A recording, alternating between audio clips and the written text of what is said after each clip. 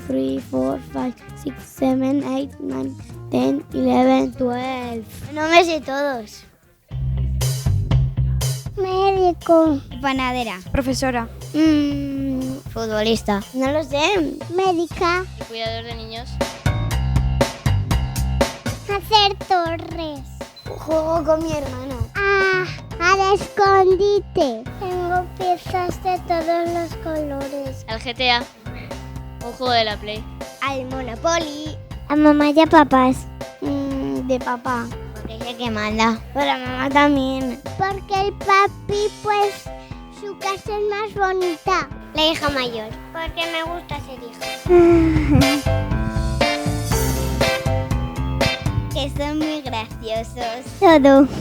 Que me ayudan. Son muy buenos conmigo. Que me dejan hacer cosas que otros niños no les dejan a sus padres hacer. Que cómo cocinan. Una familia. Mi familia es personas que me cuiden y que me quieren mucho. Pues para mí la familia es guay. Tener papás, abuelos, perros. Tener hermanos. Muy importante. Sí. Sí que lo sabía. No. Sí. Bueno, pues me da igual. Bien. Si al niño no le importa, Pues yo creo que lo más importante es estar juntos.